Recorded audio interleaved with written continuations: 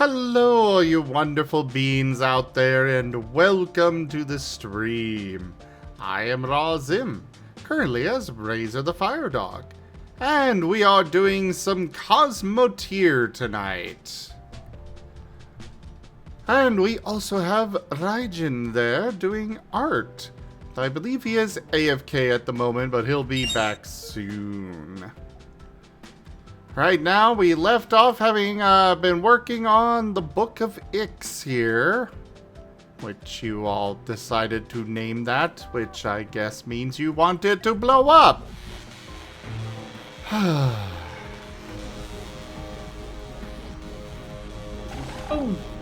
These are my viewers.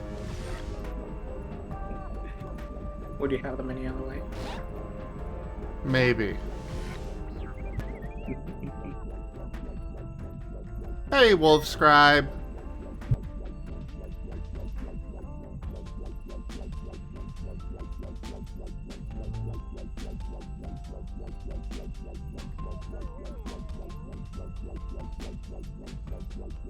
Oh yes, I know you all like it when things blow up.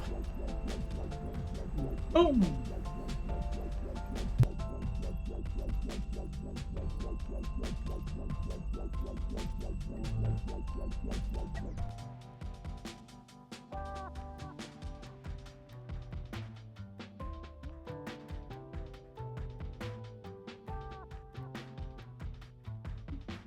You know what's like really sad to think about?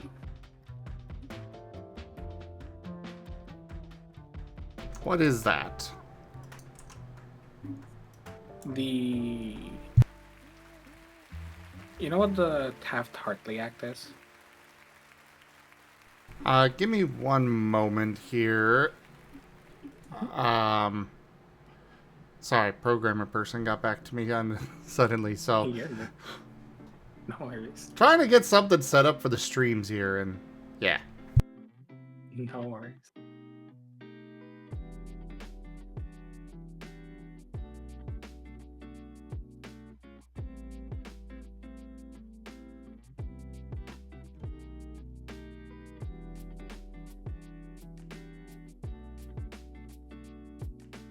By all means, chat away to the chat, though, for me while I'm getting this up. Sorry for the delay. I know I just started recording everybody, but hey, this is something cool that I really want to get set up, so yeah. You know, that's fair. I want to rant about like this for a moment. Like, I learned about the Taft-Hartley Acts, like more specifics, because I always knew broadly that like the US always cracks down on like striking. And the other day I was just sometimes thinking like, you know, if you think about it, right, like the strongest possible force to bring down any possible country isn't really external, it's internal. Like, there is nothing more destructive to a country's economy and functioning than everyone just refusing to work. Like, a general strike is the only thing that could bring a superpower to its knees within, like, bam, immediately, just like that. Like, if tomorrow there was a general strike in the US that lasted for like a month, it would like destroy the US if the US didn't like immediately go into the bargaining table.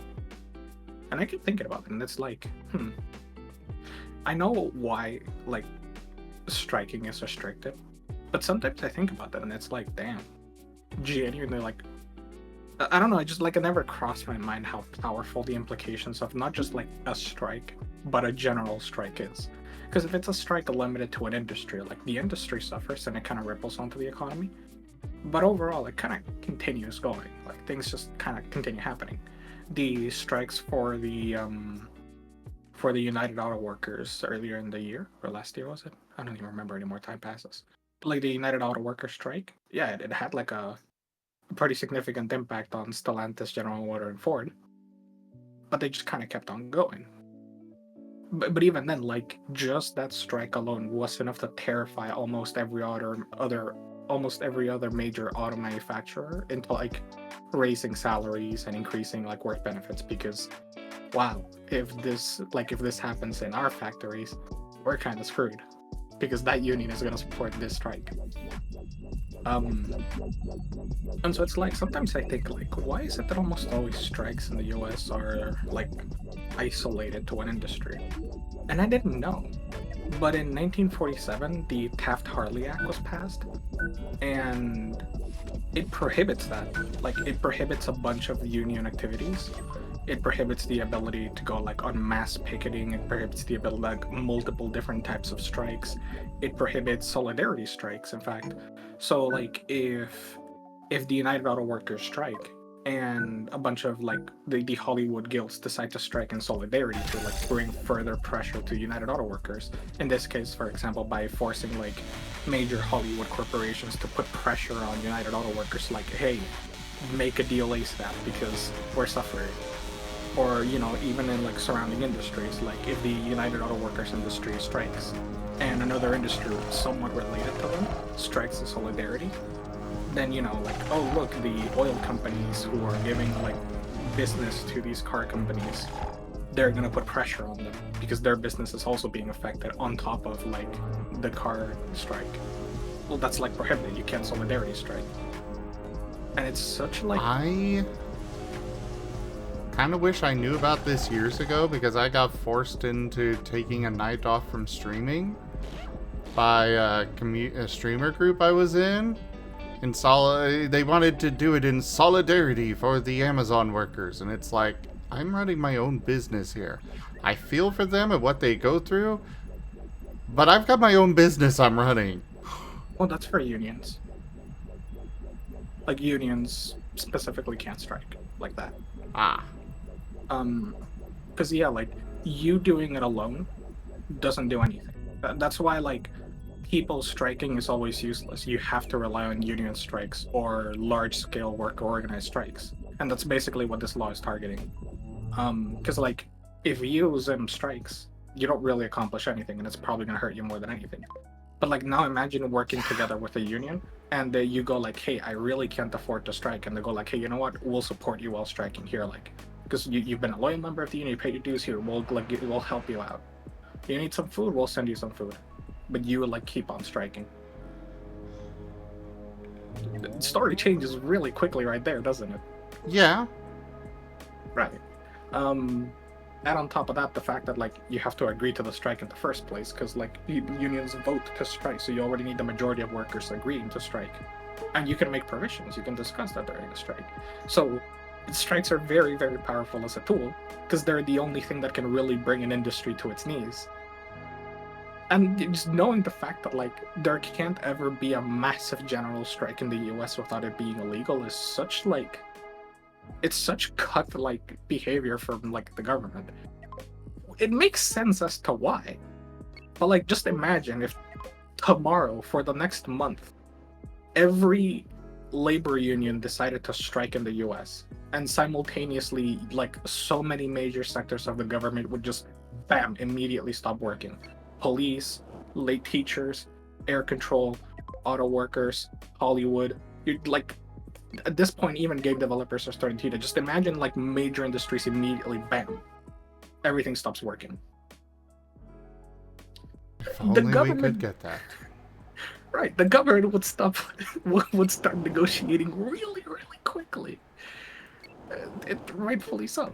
And then there's just like apparently this amendment even goes as far as banning union shops. Like, okay, I understand why sometimes they have a bad rep. But at the same time, part of the reason unions are so weak in the US is because they've been like chipped away at. And it's the kind of thing where like I can understand why you not being able to not join the union can be a little rough, especially when the union is like corrupt and bad. But it's one of those cases of like, okay, so you don't want the union to be who you're like paying dues to and who you work for and part of, and which you form a part of. You just want to work directly with a corporation. That's cool and all, up until nobody's a part of the union, and then you're not dealing with a union. You're dealing only with the corporation. And I'm pretty sure you'd rather deal with the union than with Amazon. Because you know what, at the end of the day, you can vote for your union reps. You can't exactly vote for your for Amazon CEO. So it's like, you know, the fact that this amendment allowed right to work laws is like this is such a nasty amendment. I just see it and I go like, I want to like overturn this. I wish we could overturn this. It would be so based if we could just like get rid of this. And yeah, like it's even the thing that makes this all even worse for me was learning the fact that, you know, Truman, right? Harry Truman. Right. Picture this, right? Harry Truman, as sitting US president, vetoed this. He saw this act and he was like, no, and vetoed it. And Congress and the Senate went out of their way to overturn the veto. Like, genuinely, oh my, you can't, like, bro, you can't be serious. We could have lived in a good timeline. But the US immediately, like, ended World War II and just went right into Red Scare. And it's so depressing to think about. We could have been living in a good timeline, but no, we have to live in this timeline. Oh, like part of it is also like, oh gee, who supported this bill? How did this bill pass? Oh, basically every major manufacturing corporation supported this. Gee, I wonder why.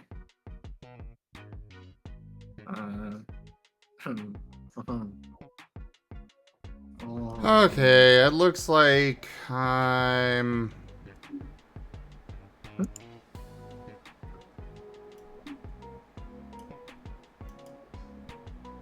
Looks like I'm gonna need to just use a different model. There are things that just don't work right with the Razor one. I wanted to use the Razor one. But I guess back to Asher it is.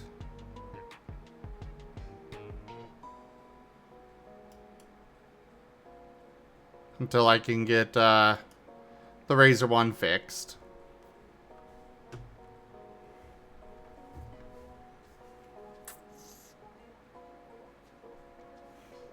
Oh, they can go on strike as long as it's not in their working hours? What's the really point strike, then? It's like, I will refuse to work unless it's when I have to work. Then I will work. Like, that was kind of weird. The withholding of labor is the most powerful tool labor has, because without labor, capital makes no money. And that never forget that, by the way. I think that's one of like the language that capital gets to use is so nasty in such like an insidious way. Like when corporations say they create jobs, they don't. People create jobs. Like, I'm not working because I was given the opportunity to work by Amazon. Amazon needs my labor. You know, not that I work for Amazon. I'm just using a recognizable name. Amazon needs my work because otherwise they don't make money. It's not the right to work. We all have the right to do things. Like, I have the right to work. I don't need a law protecting that. I should have the right to safe and fair employment. You know, these kinds of things. Rdyjin! Hi. Sorry, I tried to use a Razor avatar, but it's broken. It's okay. I'm sorry I broke it. You didn't break it. Clearly. Rdyjin just wanted to break it. Rdyjin wanted to grab the razor and just like snap it in half.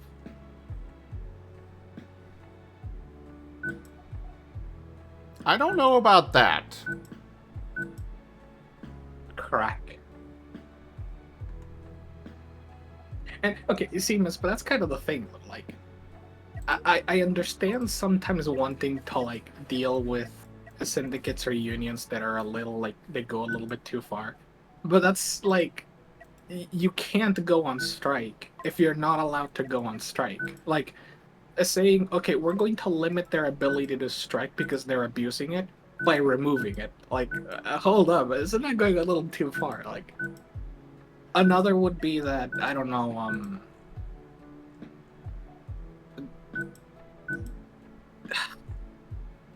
I mean, you can't really put a limit on striking without it like imposing immediately on a union's ability to exercise its workers' power, because that would there you're getting it specifically into a power imbalance.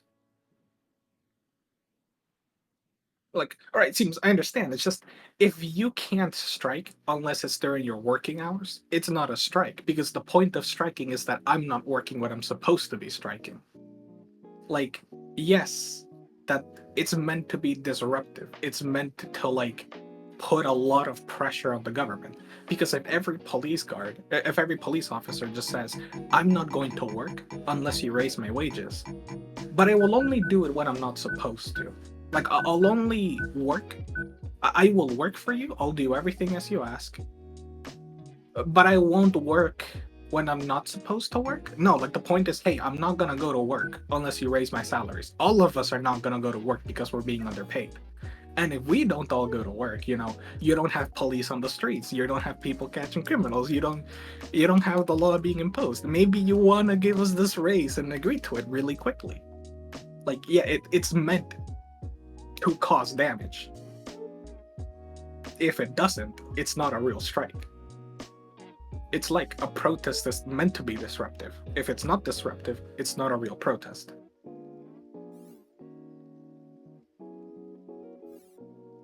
It can be peaceful, but it still should be disruptive in one way or another.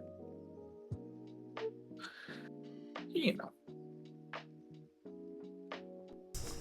I think Rex and I are gonna have the s'mores ramen now. Right now? Why not? You said you wanted food. Lordy. That's kind of what. Oh boy. Rdyjin's right here. I was gonna give it a little bit Hello? more time in order to see if I hit my goal to eat the entire thing. Well, guess what? I hit my goal tonight. Good job. Good goal. So, Very so good goal. come on, go cook him. Goodness. Give me a sec. Excited.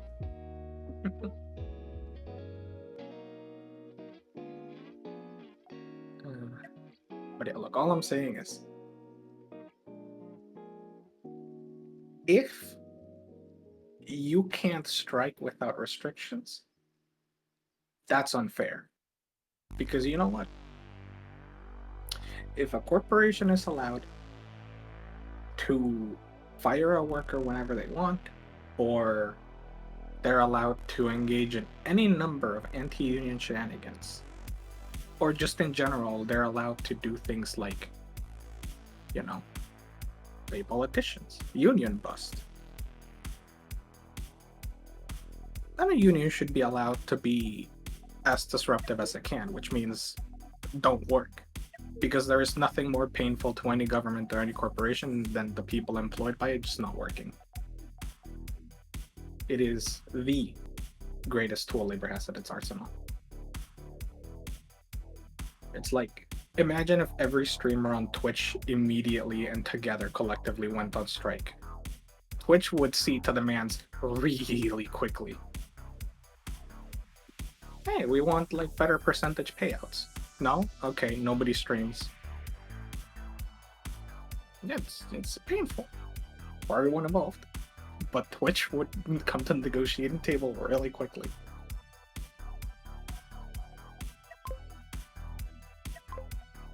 Especially if streamers support each other.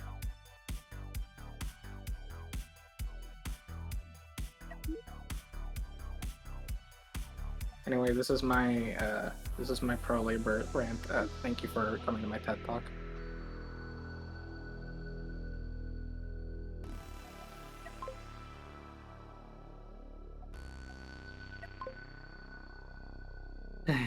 I just lament that we live in the worst time though. I wouldn't say it's the worst, but it's definitely not good. That's true. It could be a better. It could be worse. Many things still could be worse. I'll give you that much. It's still a pretty bad time. There's so many moments where everything could have just been better. So many key moments where one thing went wrong and it's just cascading.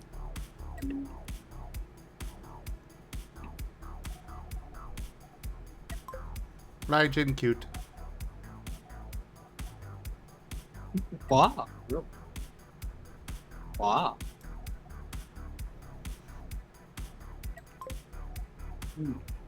Actually, no, you know what? It is true. It's not the worst timeline. You know the spiciest bit of legal drama happening right now? No. You know who Imane Khalif is? No. Okay. Algerian Olympic women's boxer. I think did she win the gold medal in the end? I need to double check.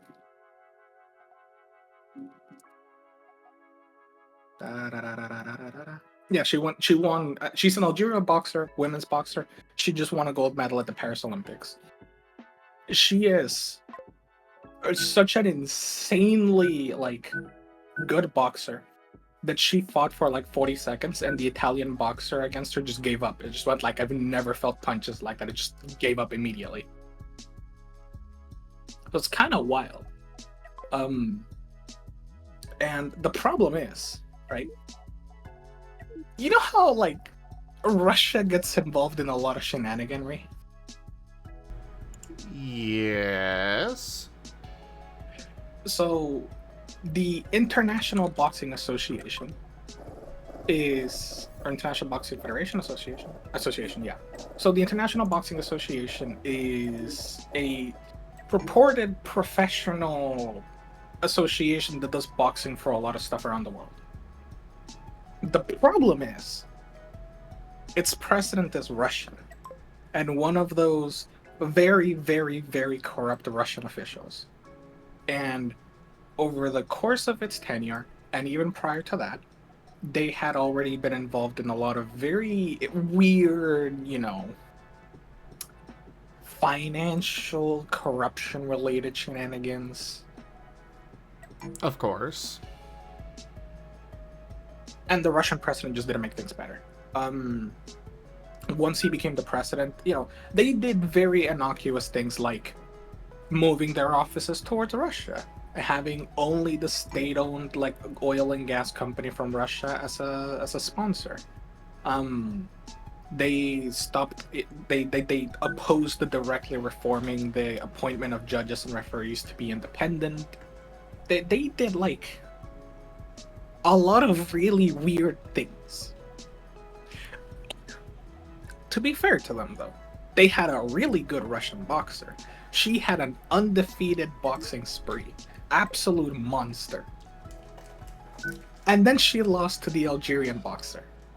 And to a Taiwanese boxer. But everything made sense because, see, according to tests made by the International Boxing Association, these two people who the Russian boxer lost to, they were actually trans. I don't know how I'm gonna make both of them at the same time. Well, not at the same time, And, but make one for me, and then I'll leave it here to cool, and then make yours. You just put in water and put it in the microwave. Gotcha. Well, Trevor's still streaming, so I'm gonna finish up this last You don't one. make boiling water and add it to the cup? It's gonna take about 45 minutes. No, you put it in Not ice for cold water. those. You should boil the ice, in fact. Clear. But we do have hot water that we could just add. I don't know what the instructions say on those specific variety. If it's hot water from a dispenser, it's probably not going to actually be hot enough. You do need to boil it if you're going to do that. I'm pretty sure our dispenser is hot enough. Okay. I mean, if it makes... It just depends. Previously, when I tried from normal dispensers, it normally hasn't been hot enough. But I also haven't used a dispenser that's outright hot enough for black tea. So...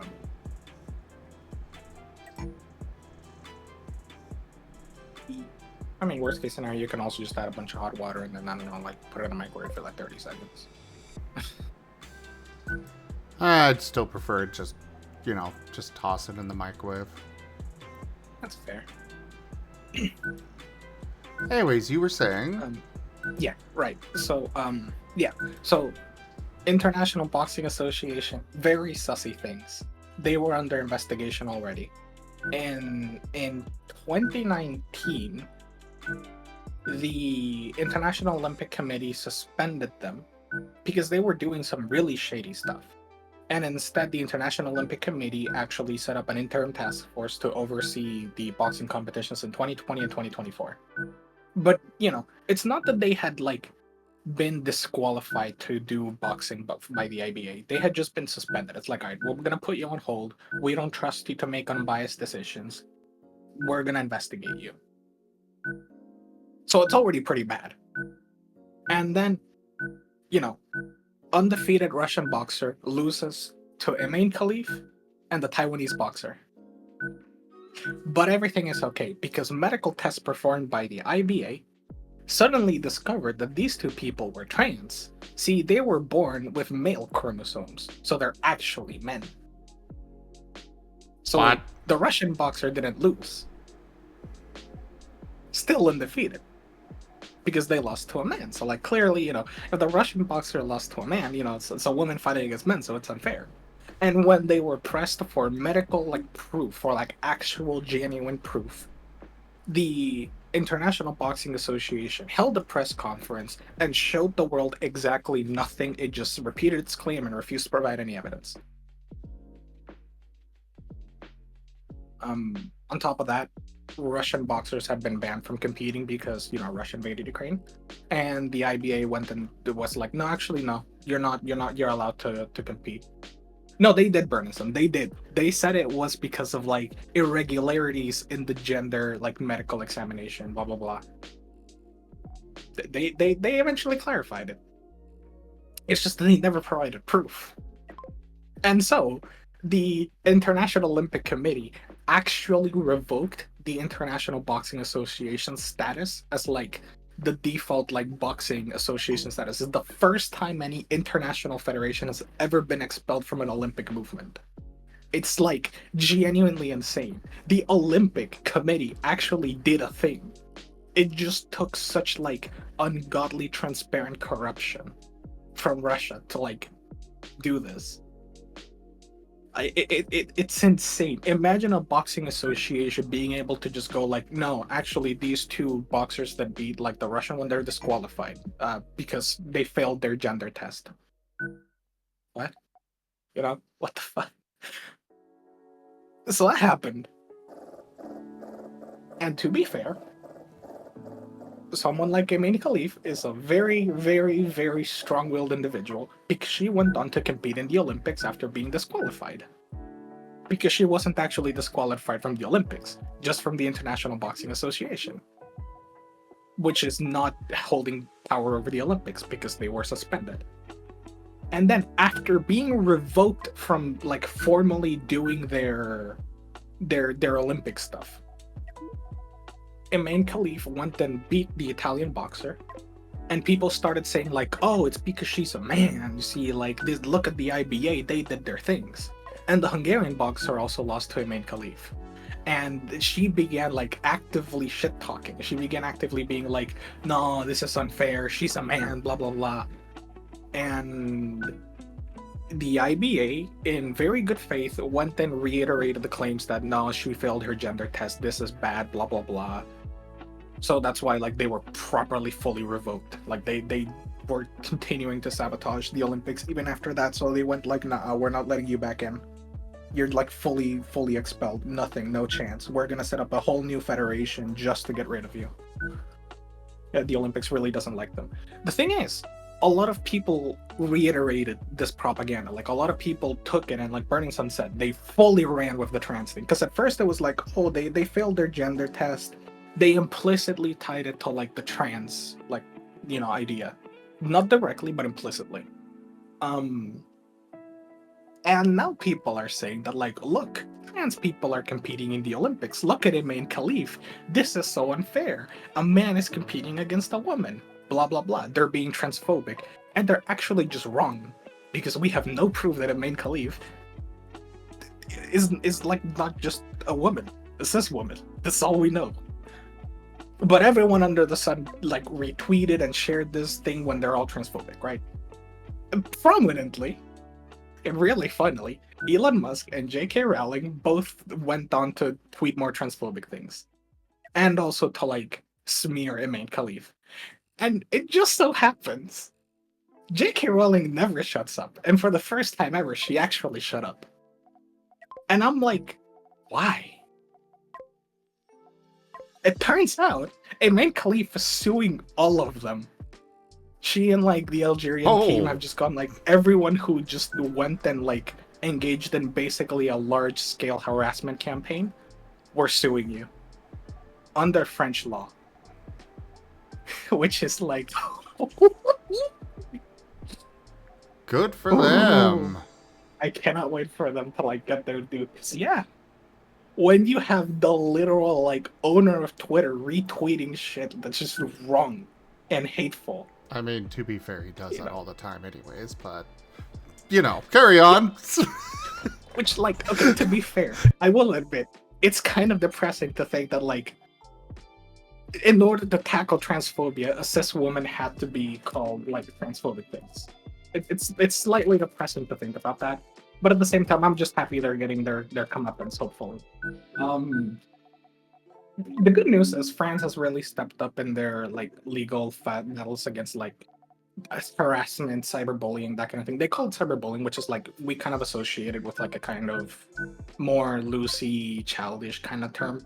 But unironically, like it's like you can go to jail for this in France. Like they're taking it a lot more serious recently.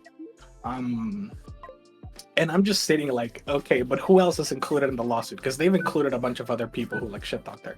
And they're just straight up like, oh, well, you know what? We might broaden this lawsuit. Let's look at whom else said, like, whom else was an influential figure and proceeded to say hateful transphobic things about this Olympic gold medal winner. And you can just smell like the lawyers picking their targets behind the scenes. It's just like, this one, yeah. This one, yeah. This one, yeah. Like, supposedly even Logan Paul is in the target, in the crosshairs, because he, like, at first tweeted in favor of, like... Again, it's Logan Paul, for crying out loud. Right. To be fair, he did initially, like, retweet and share a lot of the conspiracy theories and like bullshit, and then he walked it back, but he like admitted to being wrong, which is spicy because in legal terms that means you admitted guilt yourself. I don't care if like you said that you were wrong afterwards, you admitted guilt. You already did the damage, you do the time. Exactly, which is spicy. And recently they were like, you know, we might include one of these two US presidential candidates because one of them tweeted some real spicy stuff about this boxer. And I'm just sitting there like... Okay, real quick. Shadow Wolf, when I say to be fair there, it's like, well, no duh. That's what I'm meaning by that. It's Logan Paul. He's an asshole. Yes. But it's like, oh no. Imagine it's a no-brainer that he's gonna get himself in trouble. It's so spicy. I love it so much. I want them to get their comeuppance. I have no doubt a lot of them are gonna wiggle out of it. Like case in Trump, the case in point, the reason they're like even questioning whether to sue someone like Trump is not really because he's like guilty or not of what they're accusing the people in the lawsuit of being guilty. It's more like, can we actually get him in trouble? No, I mean, why bother? But for people like Elon Musk or Rowling, who literally have business doing stuff in France, like their books are sold in France, Twitter is used in France, that's a bit more spicy. That's a little bit more of a...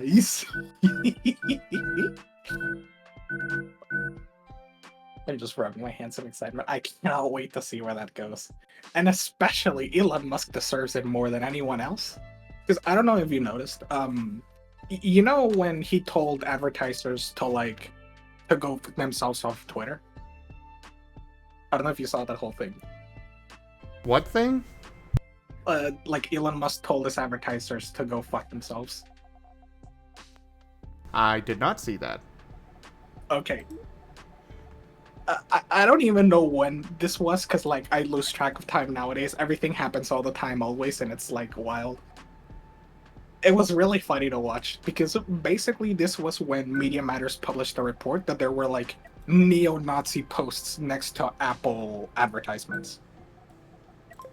And basically they said, look, if we make a new account, and we follow some of the sussy stuff that Twitter's allowing, and then I like look through posts and refresh the page a bunch of times, I get literal like anti-Semitic 1940s era rhetoric and posts praising like the German leader from that time next to an Apple advertisement.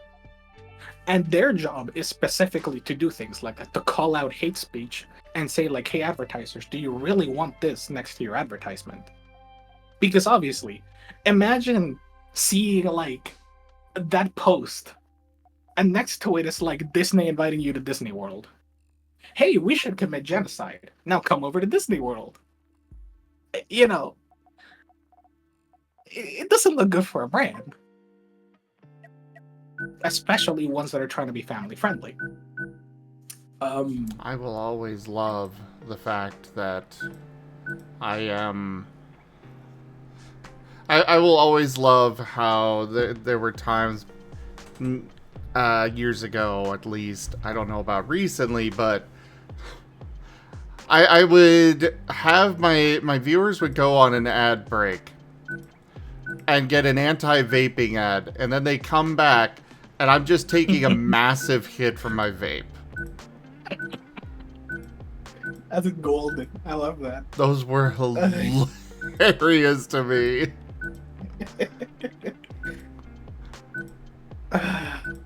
It's like, yeah, don't pick up vaping. If you want to quit smoking, go for it. But otherwise, you know, do your research and stuff. But it's still hilarious that there's anti-vaping ads, and it's like, hey, we're back, everybody.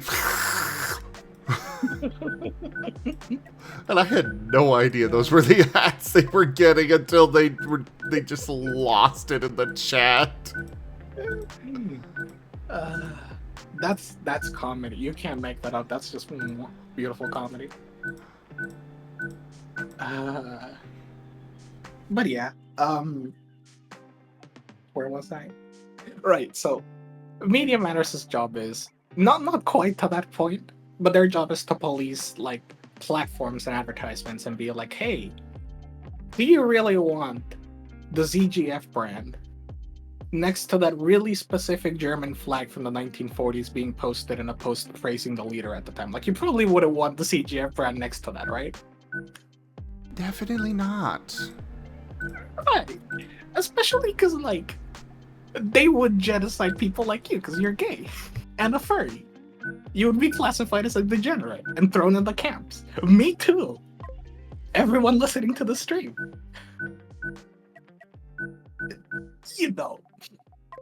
And, I don't know about everyone. I'm sure there's some that aren't furry or gay out there, but a lot of them, yeah. I would say there's like, if the Venn diagram is for your audience and the group of people who aren't queer in some way and or furry, and or would anyway be classified as a degenerate by that group of people, like that's like basically, you know, zero. And yeah, either way, they might still like genocide you because like, oh, you're friends with the furry people. True. The really, you know, just based on, you know, association, yeah. But I would say the Venn diagram is like close to perfect. The only people watching the stream who wouldn't be genocided would be bots.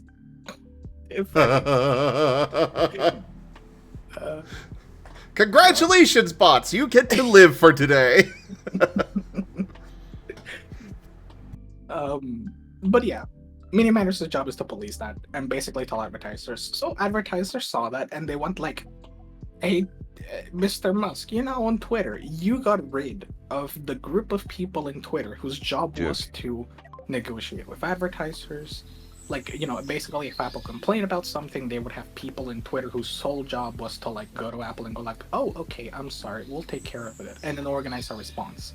It had a large infrastructure for handling advertisers for a reason. Like, they literally, I remember they fired one employee, and that employee was described as like the dude who knew everyone in every company. Like, Apple had a problem and they would call this guy and he would phone Twitter HQ on his off day and solve issues just like bam, like that. Because it's just one of those employees.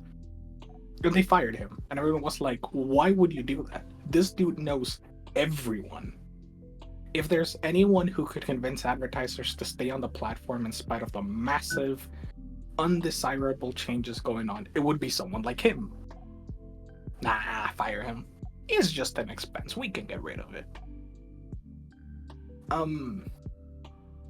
So Twitter lost a lot of the ability to negotiate with advertisers first and foremost. And then on top of that, when advertisers began to pressure Elon Musk for like, hey, there's hate speech on your platform next to our advertisements. We're gonna pull out our ads unless you like reassure us, give us reassurance, give us something. Elon Musk did some interesting things. He appointed a new CEO, which makes sense. Whenever he talks, Twitter's share value drops for some reason. Well, it doesn't have a share value anymore because he privately owns it, but you know what I mean. Yeah. So he appointed a new CEO. He had done a lot. In fact, he was so inclusive. He appointed a woman as the CEO. Like, you can't even criticize him for being misogynistic now. And then he decided, I'm gonna take a softball interview with someone. This reporter, basically he was meant to throw softball questions to create a good public image to get the advertisers to agree with him. And it's the kind of interview where really easy to do. He gets asked some basic questions, he gives some milquetoast answers, promises to do better, to put in the work, and then the CEO comes onto the interview and gives a more proper corporate speech, right? So it's a really easy job. Now, there were reports that the dude is high on ketamine all the time. The dude is hardcore addicted to it. He just does ketamine. We obviously can't fully verify the reports. It's just that if you asked me, in that interview, he kind of looked like he was high. I'll give him that much. He kind of looked like he was on something. And you know how media figures have entire teams whose whole purpose is to make sure that they look as neat and professional as possible, right? Yes, of course. Dude had untrimmed beard hairs on one side of his face that were when you're shaving and you miss that little bit and then you realize when you touch it and you're oh, I missed that little bit, and then you're finish shaving it. He looked like a mess. Yes, I did say that, secret word. He looked like an absolute mess. He looked like he was on who knows what things. People now suspect it's probably weed and ketamine. And he went onto the interview, and it looked like he was just staring into space.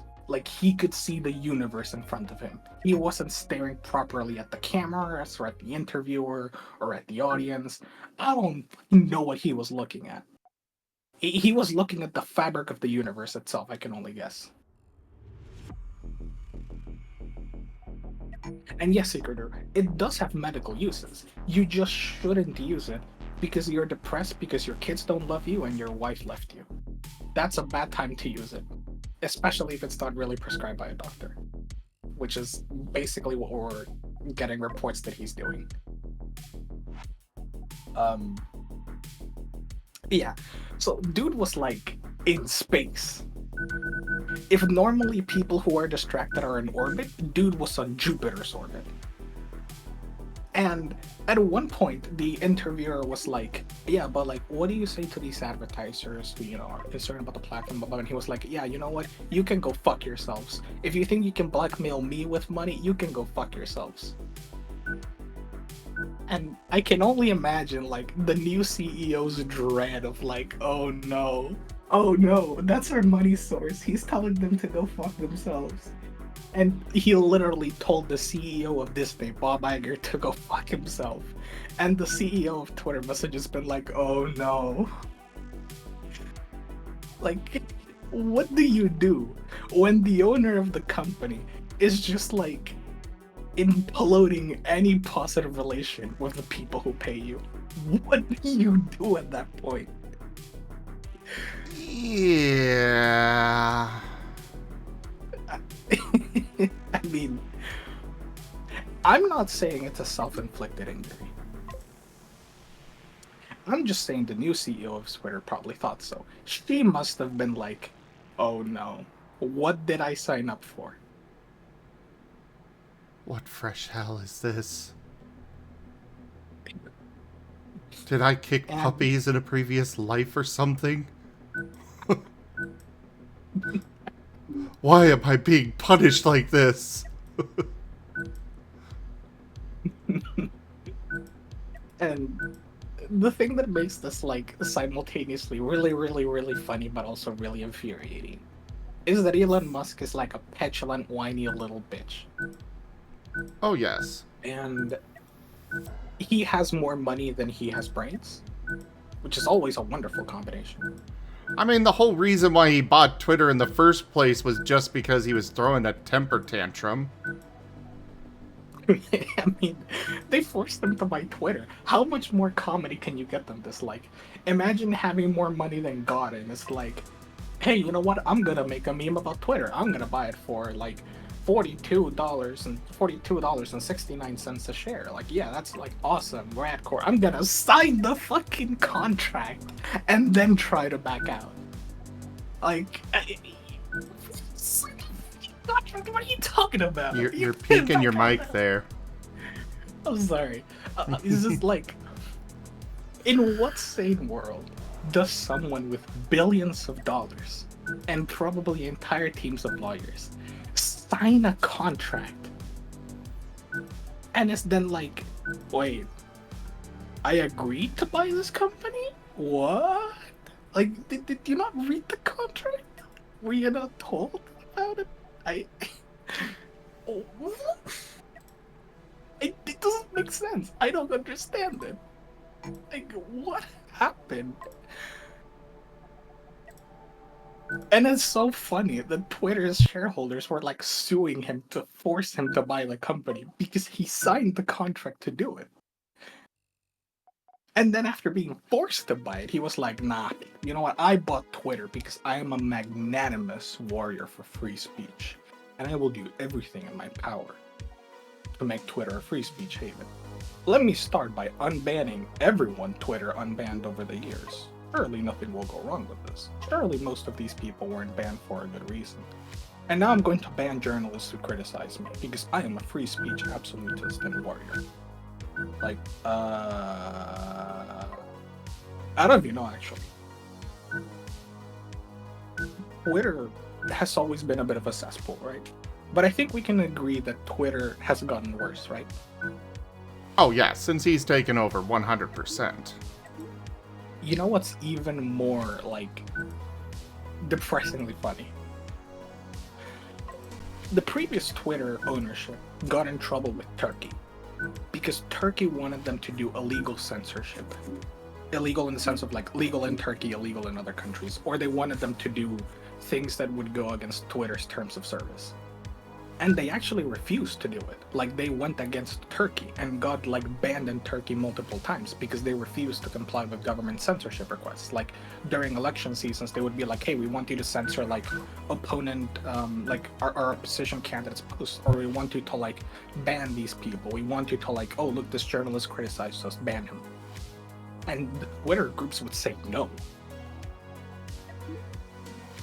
Now, criticize Twitter all you want. That deserves some respect, because being willing to be like, I'd rather my platform get banned than do the things you're telling me to do because they're unethical, like that's some respect. I'd agree. Turns out Turkey told Elon Musk, like, hey, ban these people or we're banning your platform, and he agreed.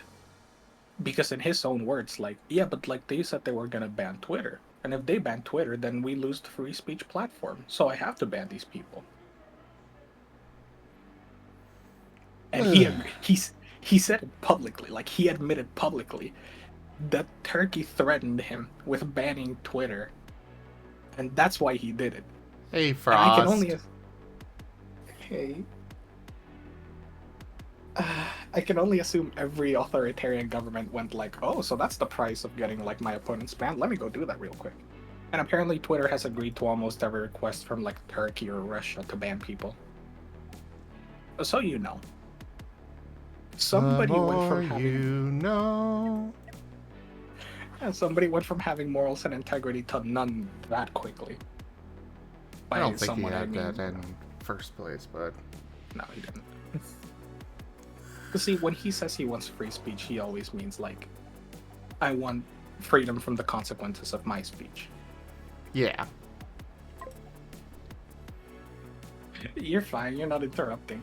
I am ranting. I'm gonna rant forever if you let me rant.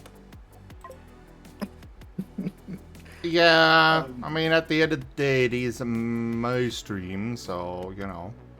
Yeah. I can guys interrupt can- KipCap. Yeah, I'll just be sad about it. It abuses power. You're banning me on Twitter. You're banning my free speech. I don't have enough diamonds for that. You should get more diamonds.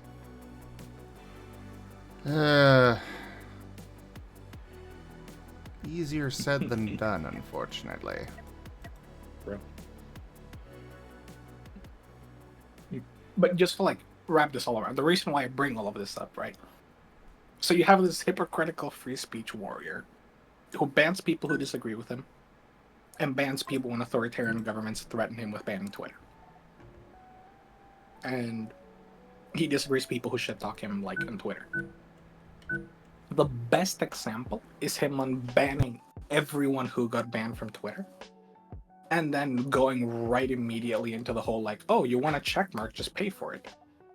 And someone made an Elon Musk account and got a blue check mark and started like shit posting as if it was him and impersonating him, and he banned them. Which, like, you just said you want to ban everyone. Why are you banning people making fun of you? Do you have that fragile of an ego? Yes, he does. Yeah, I was just about to ask, why are you asking an oxymoron here? Or a rhetorical question, rather? Yep. I was about to go with you. But yeah, bring this all around. Recently, after the whole Media Matters thing, he threatened to sue them, and it kind of didn't work. And the problem is they still have to waste a lot of money doing all of this. Texas in particular has a loophole with anti-slap suits, where you can't force the person suing you to pay you if it's like a frivolous or a bad lawsuit. Which you can kind of see how that would be abused, right? Like, oh, I'm going to sue you, but if it's a bad lawsuit, I don't have to pay your legal fees. Like, that's not cool. And there's a judge in Texas that has consistently ruled in favor of Elon Musk and forced things to go into appeal and drag out and waste a bunch of money for the organizations like opposing him. And recently, that like one of the Twitter's largest advertiser groups was forced to pause operations. Or one of the advertiser groups, they used to advertise in Twitter and then they pulled out. You know, they pulled out during that whole like you can go fuck yourself situation. The Media Matters report, Elon Musk like shit talking about the press. Yeah. They pulled out, and Elon Musk is suing them because they're doing a boycott of Twitter, and like that's illegal, and they can't like disrupt his business and blah blah blah. What? Yeah, it's like they're doing like, you know, bad faith, you know, money stuff. So like it's suing them. Of course, he filed a federal lawsuit and he put it in Texas with that judge that he really likes for some reason. And, you know, now they can't do anti-slap suits and stuff like that. You know, it's a little bit of a mess. But yeah, he's suing advertisers because they pulled out of Twitter. It's like a boycott. It's like a warfare. You know, it's like corruption and blah, blah, blah.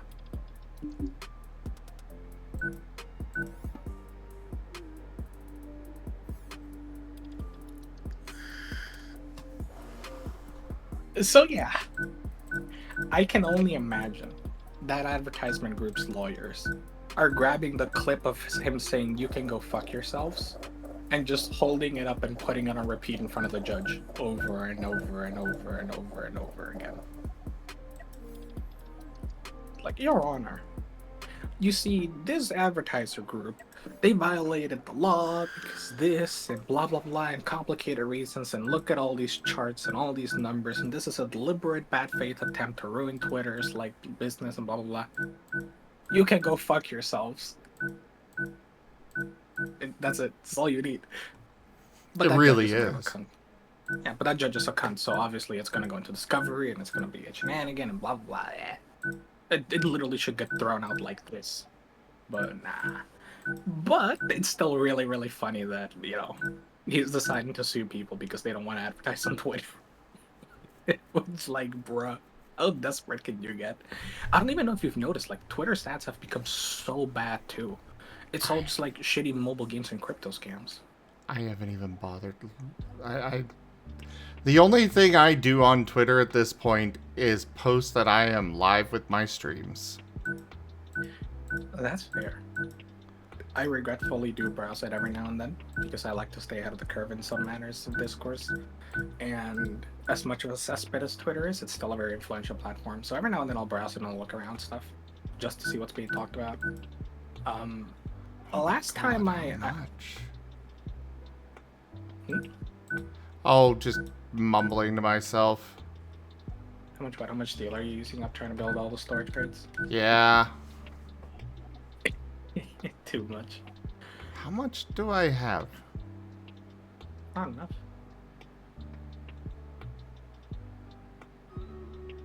I should have enough for this.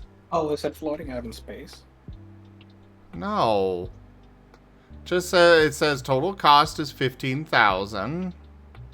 I'm gonna be getting a refund of 24,000.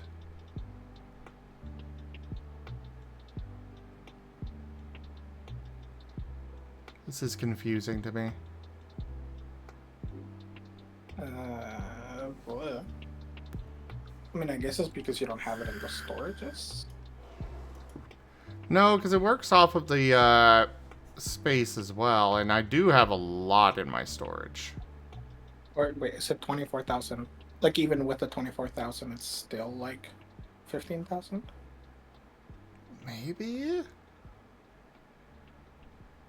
I guess I am making this really big. Yeah, you can see like expenses subtotal 40,000, expenses refunds 24.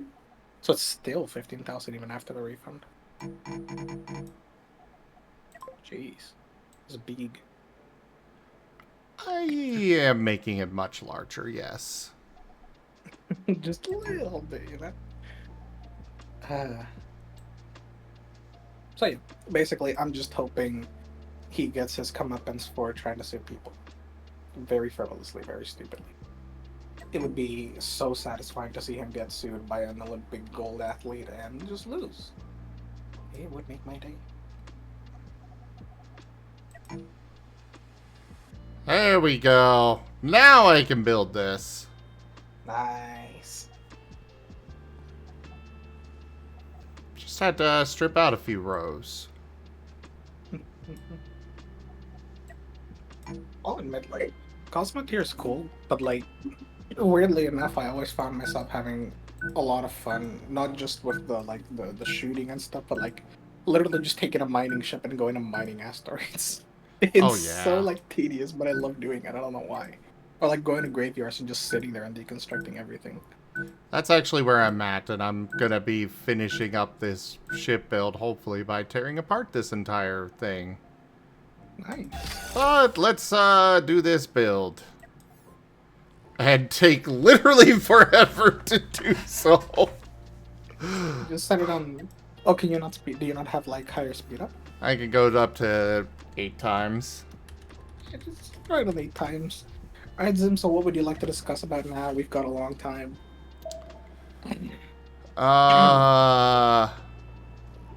Great question. I'm gonna bring my other don't worry. ships over to have them help with this rebuild. Oh dear. Have you ever played From the Depths? I've never heard of this. I was looking at it like the other day because a friend of mine was introducing me to it, and I never like I haven't properly played it. He said it's a really complicated like voxel-based building game thingamajig. I was kind of looking at it because apparently you can basically build all sorts of stuff in it. It's meant to be for like ships, but people get up to building some really wacky things, and you can go really hard with it. Like straight up making like automated targeting turrets, like manually putting in like bits of programming in the game and stuff. So it's kind of like Space Engineers, but the building part of it is cracked. Fair. And apparently you can just straight up be like, hey, I want to make a carrier. Yeah, go make a carrier with like independent flyable planes. Go make a spaceship. And I was just thinking of it like, damn, I really want to get into this game. And then somebody linked me a guide and I had to read it and I was like, I'll do it later. And I haven't done it yet. I took a look at it. You know what? I actually think it looks cool. I like Cosmoteer a lot. Cosmoteer is nice because it offers a bit of that, but it's still fairly simple. Yeah. Yeah. Which, like, It's the only thing that I... If I could have my way, what I would want is basically Cosmoteer, or, you know, all the stuff that you can do in Cosmoteer, but in Space Engineers. Because Space Engineers, you can't build big ships, first off, because the engine is horribly optimized, or unoptimized, rather. You can't, you don't really have enemy ships to go fight. You don't have crew to help you run things anyways. Basically, I just want a 3D Cosmoteer. You know? That's fair. Because, like, my problem with Cosmoteer is the optimization. And, like, to be fair, I actually do find the building a little bit tedious sometimes. Like, I would kind of enjoy it, too, if it had, like, a more building menu. Like, if it leaned a bit more into the Cosmoteer aspect of going, like, yeah, we need to build stuff. Here you go. Have a build menu. Because it can be a little clunky otherwise. But, yeah. The Cosmoteer can be clunky? No, Space Engine. Oh, yeah. Building in it can be very clunky. The thing that I don't like about Cosmoteer personally is just that, like, well, first of all, I want to build more 3D than I do 2D. Like, I want to be able to build taller ships, for instance. Like, I can't make, I don't know, like, the main superstructure just have multiple stories and stuff. And it's like, yeah, I want to be able to. But fine, it's a 2D game limitation. What else you got for me? What else can I do in this? Can I, like, explicitly engage in, like, 4X faction shenaniganry? Like, can I properly build a space station and have it be space station interactable and manage it? Bring resources to it or make, like, a proper mobile mining station? No. So Frost, yes, you can cannibalize, ships and stations and whatnot in Space Engineers. It's just you don't really come across enemies to do that with very often. Yeah.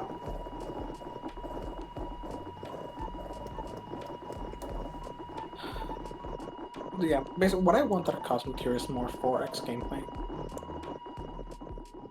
I would love to be able to set up, my own stations and stuff, or even do stuff with the planets and whatnot. Right? Like, oh yeah, look, you know what? I'm gonna set up my own stations. I have to defend them from, like, enemy factions. And make alliances and treaties and stuff. I feel that would be give the game a bit more life. You design, like, your station defenses. You design the ships that your faction will use. That kind of stuff. That'd be pretty cool. You know.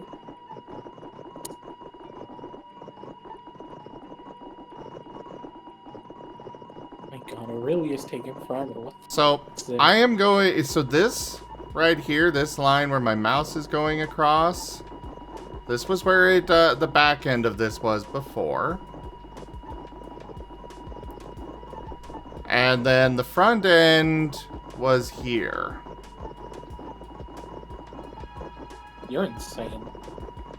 I am basically quadrupling the size of this ship, maybe even quintupling.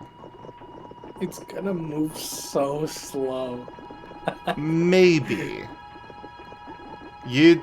I put on a lot more engines. It probably will be slow, but we'll see. God, how much is it gonna cost to jump this thing?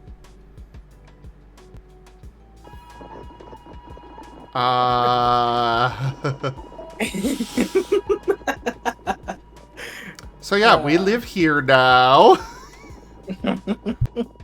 The funniest thing is that I stare at this and it kind of reminds me of like the second Death Star construction in Episode 6. It's just huge. Jeez. On one hand, it's like it's kind of cool. It's like a genuine, proper mobile station. Does it have any weapons? Okay, it does have. I see them on the sides. So over here on the sides, these are not weapons. These are more engines. Oh god. Do you have weapons on this thing? It has a few on the front. I plan to add a few more, but this ship's goal is not to fight. Oh, This yeah. ship's purpose is carrying all of my shit with it. Joke. I just figured it at least add like point defense. Oh yes. I will be adding more to the ship, it's just I ran out of resources. You know what? I think you know those like the big triple barrel guns that you can put like on top of the thing. Yes. I think you just place like 6 of them around the ship. I was 'Cause then, planning. like you don't have to place like they can angle themselves. They can aim all around. I was planning several big guns for this, but it's still going to be primarily about defending itself rather than fighting. Oh, that's fair. Actually, no. You know what? You should place a giant railgun in the middle. But my cockpit's up here. I'll move it. You can turn it into a giant sniper. Oh, crap. Oh no! What? What did you forget? Am I gonna have enough? Okay, yeah, I do. I was like, oh crap, do I have enough command points for this? Actually, this is... Oh, right, I'm on 8 times. Oh, like, actually, it moves pretty fast!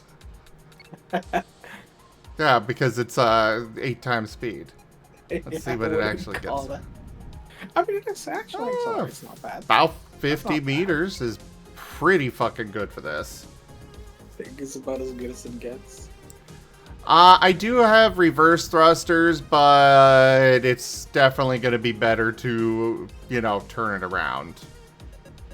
That said, I do have many thrusters on the sides. I've got some boost thrusters on the sides. I've got several booster thrusters on the, you know, reverse thrusters. Why did you not finish this? Oh, because you ran out of resources. Fair enough. I guess I can't fault you for that. Just a beautifully cursed giant space truck. Yes, that's basically what it is. It's a massive freaking space... Space truck simulator.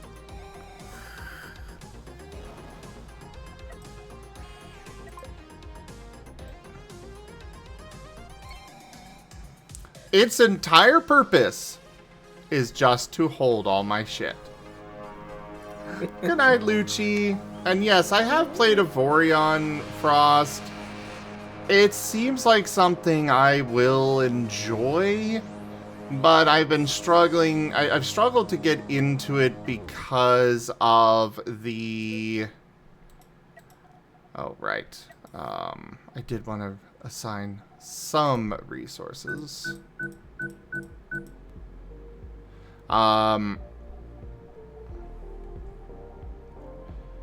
What was I saying? Right. Vorion, it's got a really slow start. Like, incredibly slow. And so I haven't been able to get into it as much as I think I would enjoy it a lot.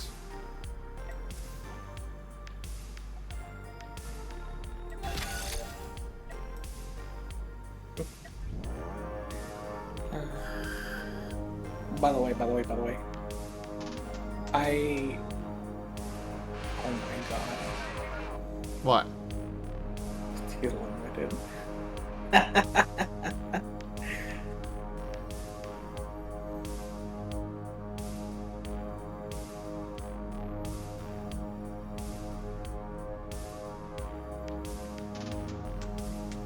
Oh my. Jeez. It's not a bad idea in practice. Oh, You could become Rdyjin, this you're drawing little Nim as well. I was planning only tree. Yeah, I thought it would just. I thought it would be a cute addition. I like it. This is so cute. Brad just wants to see puppy. Huh? Brad just wants to see puppy. Well, that, the tree there is his daughter. The tree? Yes. Yeah, the tree is the wolf's daughter. Yeah. That makes sense. He grew her from a seed and fed her and took care of her. She is his daughter. She also exists in all dimensions because she was fed a quantum ham. Intense urge to make a joke about seed. And she also... Quantum mechanics. What? Quantum mechanics. Yes. Basically, Nim had a seed for a tree that would grow healing apples. He wanted it. And he planted it. It was eating all the plant life around it. Like, consuming all the nutrients from all of them. And everything around it was dying. It was spreading out further and further. Eventually, the party discovered a quantum ham that just popped in out of nowhere. And it was a ham that was constantly growing bigger and bigger. Well, some infinite food source meet infinite eater. So he had Floor Grandma, put the quantum ham underneath tree. And, well, that made her sentient. God. Oh, yeah, you're going on a ride when you get to kill Tails. I forgot about Floor Grandma and Ceiling Grandpa. Holy crap. What the heck?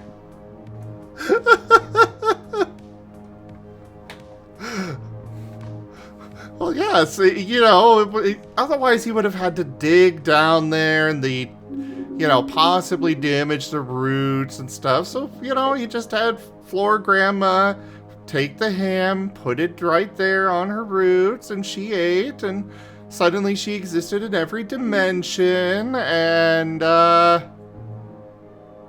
was sentient. As you casually do. Zim, do you ever wonder what your life has become?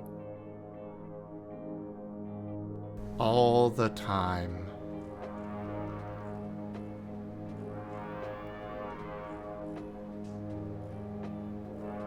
But I'm okay with that because my life is pretty dang great. I mean, I get to sit here, hang out with you, hang out with GibGab, all these wonderful beings out there in chat. I have such a loving and supporting community. Even though they really shouldn't because I'm, not worth it, but, I am still blessed. Zim, Now it's my decision to make. we don't use that kind of language anymore, Zim. Yeah. You keep using it. You know what I'm gonna do to you? What?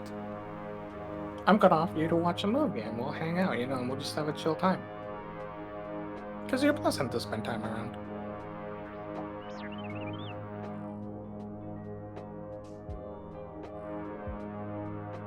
Or, I'll melt on the reactor and bear trauma. Oh, yeah, that is a problem. I'm sitting here watching all this, and it's like, oh god, this is taking forever. And then I realized, oh, I'm on 1x speed still. I don't know what you were doing. I was just like, do you just need a break? I mean, yeah, if you're on break, go ahead. I mean, to be fair, you would still have had like 35 people watching that at 1x speed like half an hour later. I would have.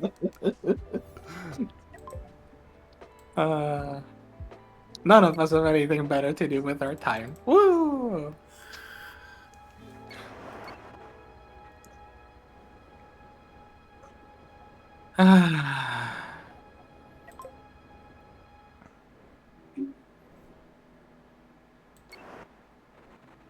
Fuzzy butt, fuzzy butt, fuzzy butt. Yeah, looking in a mirror there. Would you rather a fuzzy butt or a fluffy butt? Fluffy. Interesting. Well, because fuzzy typically, when you're comparing fluffy to fuzzy, it typically implies that you don't have as much, fluff down. Fuzzy is not a full coat of fur, whereas fluffy is. Yeah, but I feel like there's something nice about like, more like shorter kind of like fur down there, and then you can just like, it's more proper for it. It's more shapely, right? Whereas like you have too much fluff and it kind of gets lost in the fluff, You want to give a spank and it's just like thump. Well, I'm not talking an outrageous amount of fluff. Yeah, but like, you go try to just slap something fluffy and it's just like thump. I'm gonna slap you, Fluffy. Hell yeah. Give me a time and date. Right here, right the fuck now. I bet. Square up, round one. What's a fighting game I could pull up? Oh, well, if we're going fighting games with this, I'm gonna use a stand-in. Alright, let's pull up StarCraft 2 1v1. I'm not letting you cheat with Rex. Rex would totally kick my ass.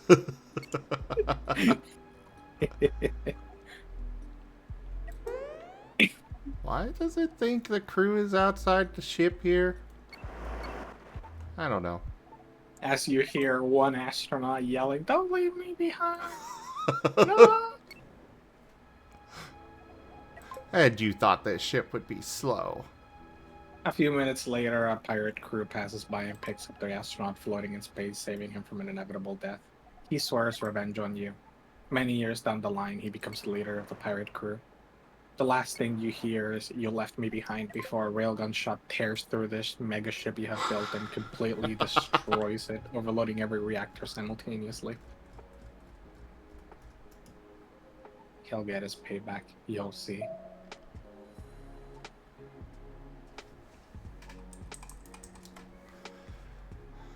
No, on the plus side, nobody in my crew is at any remote risk of getting left behind. Crew in this game is so damn valuable. Oh, wow. You have it set to like where you can only hire like on increments of 5 fame or something like that, or do you remove the fame limiter at least? No, I have it set to the fame. Oh god, I don't know how you have enough crew for any of these ships. Well, this one I never have at full crew. The others, why I do. I did at least increase the amount of crew that I'm able to have.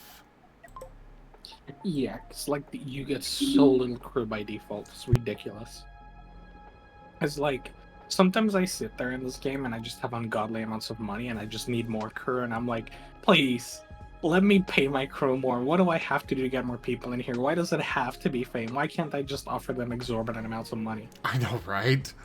Like, oh look, what Come work for me. I will give you 100,000 credits. Literally, it's like, oh, crew. How much is like a lot of money? Oh, I can buy like a ship with 5,000 credits, 10,000 credits to join my crew. Please, pretty please, with the cherry on top.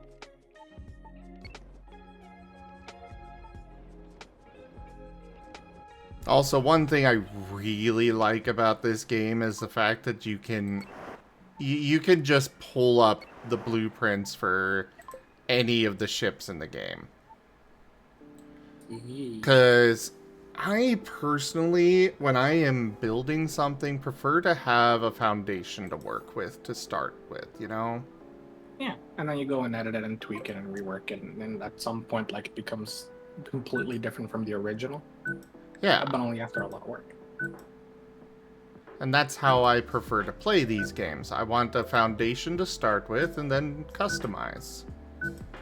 Do you also buy a ship in Space NG and then, like, modify it?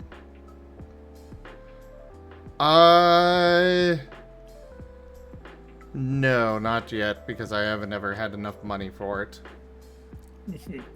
I would love to. Or at least, you know, throw down the blueprints for a ship and just go to town, but... yeah. When we played with Blitz, I bought, like, a big yellow mining ship that I can get in one of the things. And it was pretty great. And I modded it a bunch. I replaced the 2 drills on the sides with, like, 2, like, cannons. It was pretty good. Life was pretty chill. And then I slammed into the side of a mountain by accident. Of course, part of why I like to go with the customization instead of original build is I don't always have a good eye for design.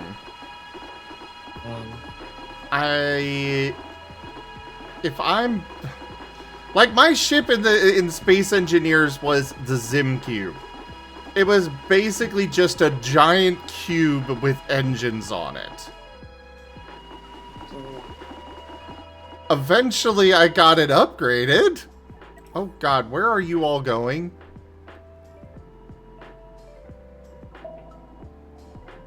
Guys! Stop! You don't have enough oxygen in your suits to be helping with this.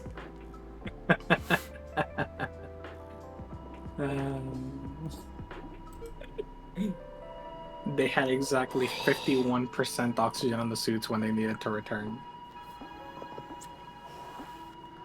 Kind of, Seamus. You see, when I had the Zim Cube, I went to Tanya and I was like, so, yeah, I got this ship, but I was thinking, what if it had a giant mouth on the front of it?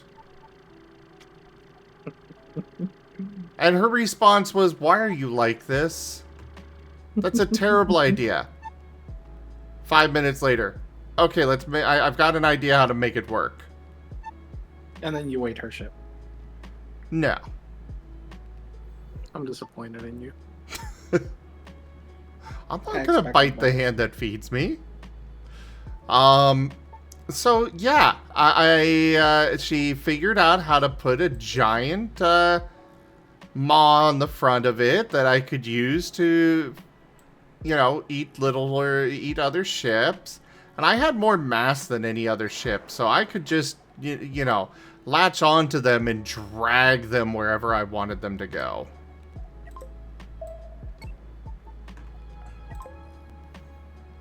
And then I'm like, okay, so this is all well and good, but what if I could also eat asteroids? To which the same process ensued. Why are you like this? This is a horrible idea. Damn it, I want to do it.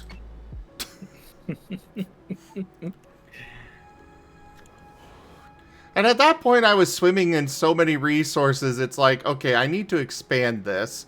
So I added another cube onto it, My plan was eventually to make it into, you know, a 9x9x9 cube.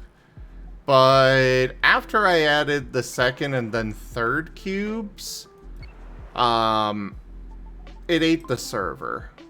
Rawr. Heyo. Rawr.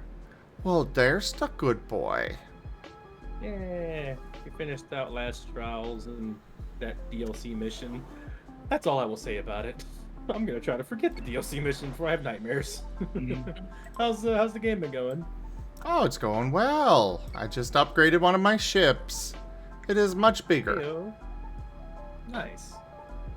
I'm gonna be taking a break and having time to kind of eat that ramen, cook, and just chill, honestly.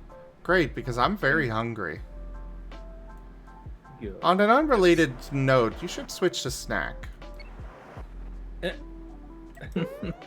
Alright, well before I do that, I forgot to even address my chat. Hi, Saurian Pack. It looks like we're going to be streaming for at least another, oh boy, 17 hours. And while I'm gone, you still have time. We are literally, oh my god, I can't even see that thing over there. Oh yeah, holy crap. That is close. Yeah, we're halfway, 45 away from getting to the eat the entire ramen goal. I don't expect it to hit. I don't want it to hit. Thank goodness it won't hit. Rex? But I probably will eat it anyway because I'm fucking starving. Yeah, I was about to say, I paid for this. You're eating the whole thing. We don't waste food in this house. Alright, well, we don't need to eat, I guess, apparently. So don't worry about the goal. You don't have to do the $45. Don't worry about paying it or any kind of reward Oh thing I no, have set come up. up with a different I'm gonna eat it reward. anyway, so don't worry. Let's focus on the next reward goal, which will be, let's see. Let's see. Joy of Creation Reborn, Five Nights at Freddy's game, will be at 250. So I'll be able to do that. I'll figure out something for 200. Hold on, hold on. Rex's chat. Let me go ahead and bring up his chat. One moment. I've got an idea to replace the previous goal. What would that be? So, Rex's chat. You guys like seeing him get scared, right? We just got done playing 3 hours of Outlast Trials. Yeah, you guys like seeing him get scared. You complete the goal for him to finish the ramen. What was originally him finishing the ramen. And I am going to drag him into barotrauma with Ren and I.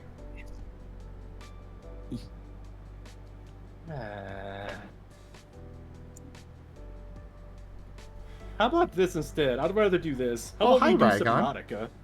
Hello. Because that's something we were supposed to do as well. You can't do something that's already been unlocked as a new tip goal. Yeah, but it'd be good to actually start doing it because we've been set to do that in Callisto Protocol for a while. That could be something I do tonight. Well, I'm not ready for... Yeah, for a lot of reasons. If you want to do barotrauma, I could have that set at some point during this possible 40-hour stream. Wait, It's I thought it was only- 24. Thankfully- oh, thankfully, I'd be down to do 40. It's 17 hours. It's 17 hours left. It is 24. We've been going... Sorry, dude, I've been going for 9 hours. So we're at 17 hours left, and also the goal has overtime, where you can add 5 hours as we get to the halfway point of reaching next month's rent. So this could potentially be a 45-hour stream. So, yeah. I'm going Post ham for the finale. $1,000 leaves you up all week. I'm trying to make next week's rent so I can help Zim and Bianca not have to pay my fill of the rent. So a marathon goal is available to look at if you type in marathon in my chat. I am giving a lot of different reward incentives. I am open to adding new ones. As you just heard, Zim literally just made one up on the fly. I'm for it. If you want to give me ideas, I may add it. I'm just trying to hit the 750 so I can help everybody not have to, have to pull me up for this month's rent. And good news is I'm getting a job, hopefully, with this second interview coming in. It's basically locked in, but I still need to cover what happens. So, yeah, that's the end of my spiel. I'm gonna go and get ready to eat some possibly nasty ass ramen. It's s'more flavored. Yippee! I'm sure it'll be Wolf fine. eating it. Just keep an open mind. What's bad with I it will being try. more flavored? I will try. I mean, I like sweet things. I like sweet and salty. You're just It saying could that be it's good. just that you're saying that it's more flavored. What's bad with it having more flavor? Oh yeah. All right, Rex. Alright. How long we gonna wait before doing our thing? If you want to go ahead and start it, I could leave because I'm literally going to be leaving the stream on to Your World of Horror. That gives me some time to actually chillax, eat, just vibe, because I didn't really have too many plans to play anything unless I'm playing with somebody else, and I'm not playing a co-op game right now or any multiplayer things with anybody. So yeah, I'll just put it up on yours. Let me see. Okay. World of Do you want me Horror. to Discord stream it? Yeah, that'd work great. Give me a second.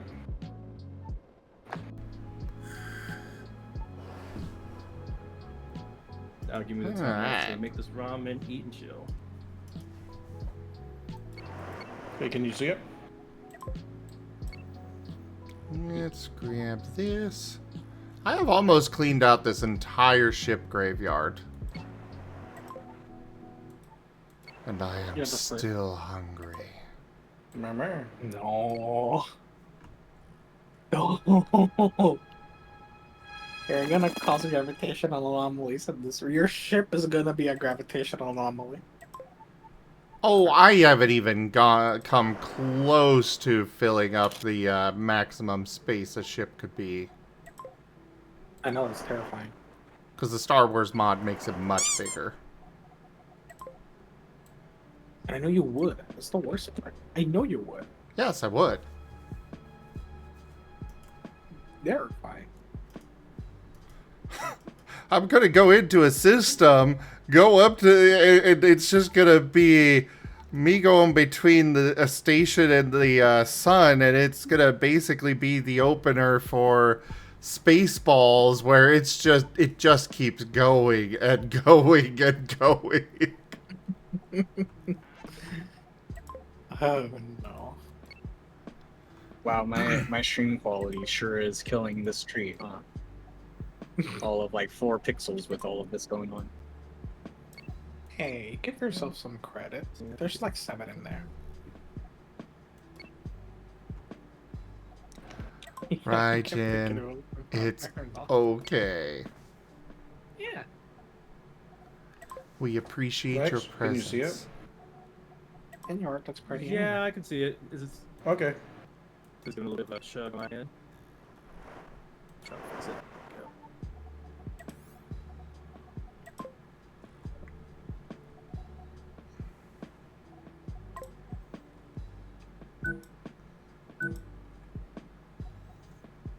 Well, I ain't moving until you select our color palette. Let me know when you're ready.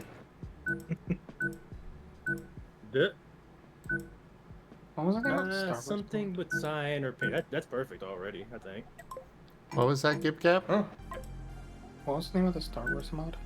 I think it's literally just Star Wars. There's a collection of 4 mods that aren't all required, but, you know, the modular kind of design a lot of them have been doing lately.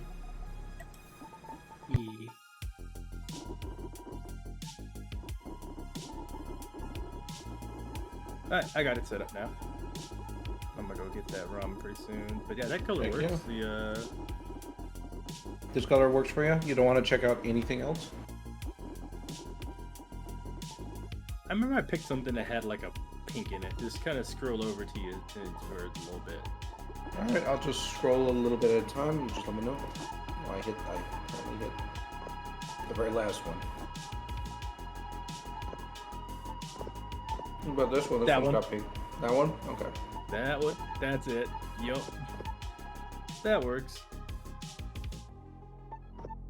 And Zim, I still have to add the meat apples, but any thoughts on that so far?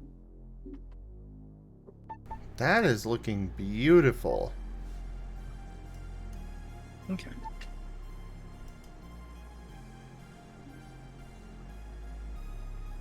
Alrighty. Right.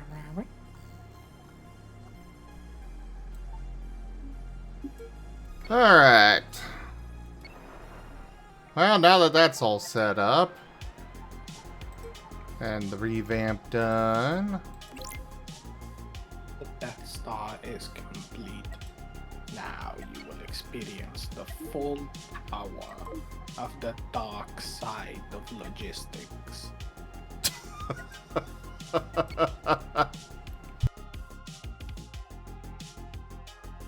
Got him.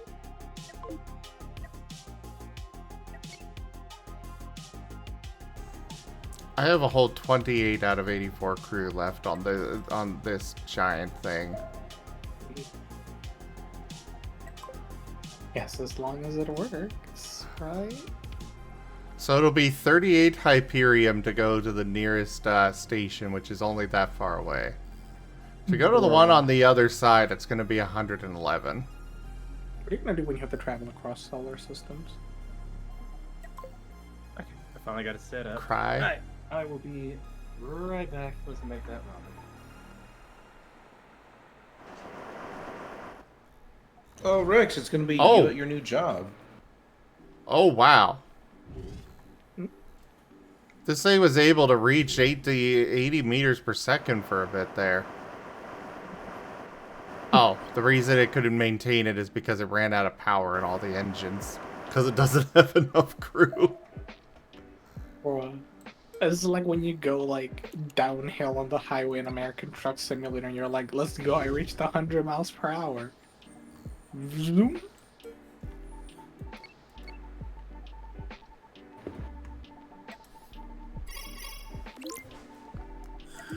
Yeah, games like these make me lament that Civ Beyond Earth was such a disaster. I know. It's like it had so much potential, and it's not bad as it is. It's just like, okay, this is a thing. It's not bad, I just want to play it modded. They kind of just abandoned it, Yeah. which was I a mean, shame. I can understand why. It didn't really, like, do well.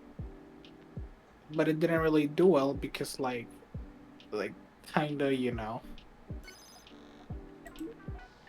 abandoned it. Yeah. It's like, you know.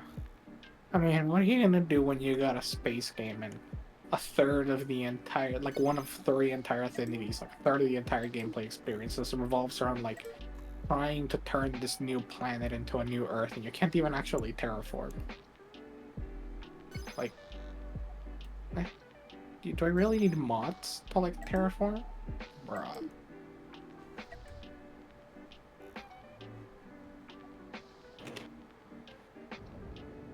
Alrighty, I'm back from the first ramen beat in there. Let's see. So yeah, how long have you played World of War already? Like, have you done like a couple playthroughs already? I've beaten the game at least once, but there's still a ton I haven't discovered in the game. Alright. If you wanna, like, for this session, we just kind of go through what we've already, like, because I've played it a couple times too. There's some new things I haven't seen, but we can kind of go through and like just do the usual stuff. Just don't know anything about endings or anything like that. Game's very Junji Ito, lots of horror. So you want me to just go through the game? Is that what you're saying? Me thinking about it, there's a lot of dialogue, and does you usually read out all the dialogue when you're playing? I mean, I'm fine with dialogue, but it's up to everyone else since this isn't my channel. I would say we just like skip the dialogue, like a lot of the readings for now, and we can go in depth later, like read everything later if we want. But right now we'll just kind of just go through and just focus on like the story in general. Okay. Yeah. So how's that spaceship been going? You said you did you have started a new campaign since the last time I've seen it, Zim? No. Oh, you're on the same one, the one you had blown up ships as you? Oh damn. No, Yeah. Last. He did start a new Heck yeah, campaign. Survivor. He started a new campaign to make the Death Star, except instead of destroying planets, it can carry entire planets. I engaged in what is known as the Tanya method. Also, the microwave's going off. You see, the Tanya method is simply grab NPC ships and drag them into the sun. That I've seen. That's the very first thing I remember Tanya doing when I first saw you playing that game, because they just wanted to drag people into the sun.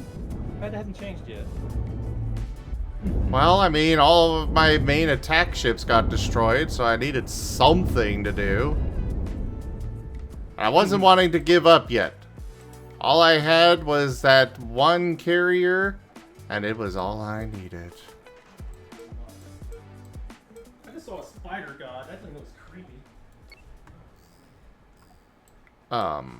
Okay. Yeah. I'm gonna pick the spider god for Cthulhu. We're gonna be fighting that. Oh. Here's your thing. It smells like s'mores. You got your fork? Yes. You made a napkin or something. Bum, bum, bum, bum. I want to use one of those napkins over there. Did you put in too much water?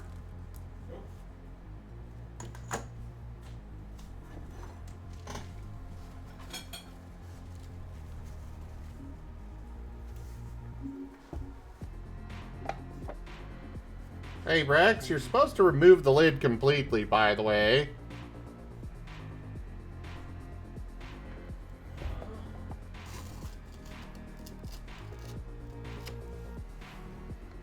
Seeing some people I know turn like 40 years old, and I'm just like, bruh. Fine.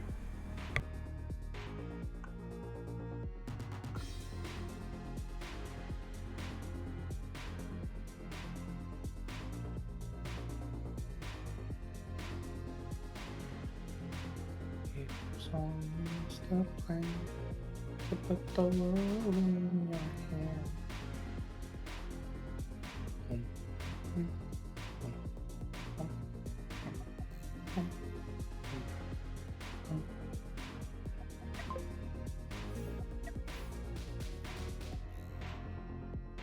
Oh, I guess my ships blew that up.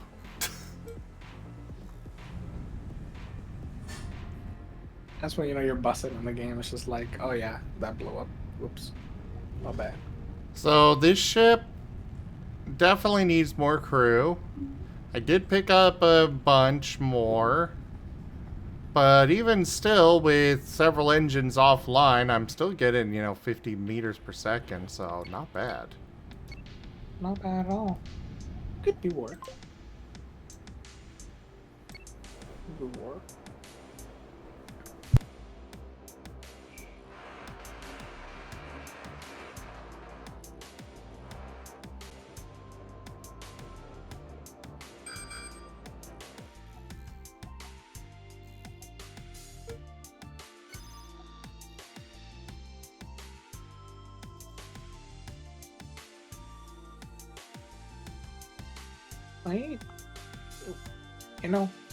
My newest regret is that bolt action rifles won the war for armies to use as their mainstay weapons.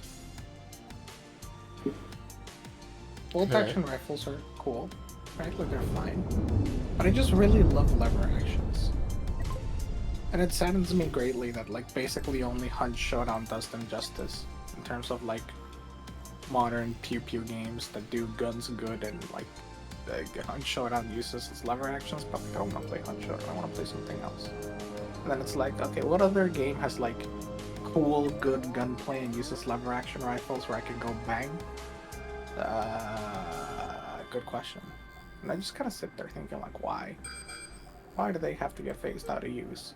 I know there's a lot of reasons. I know it's a lot of interweaving, complicated reasons that are really fascinating and boring to the average person, but I like them. I think they're cool. You just think they're neat. Yeah, I want to use them in games, but games don't use them. Bruh.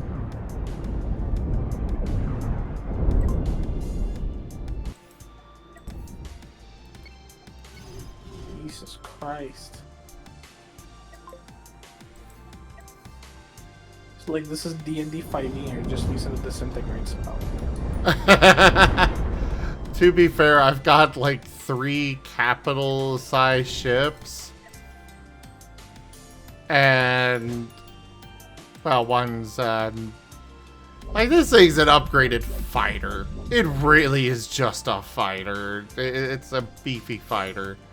This It's thing's a deceiving. sniper, huh?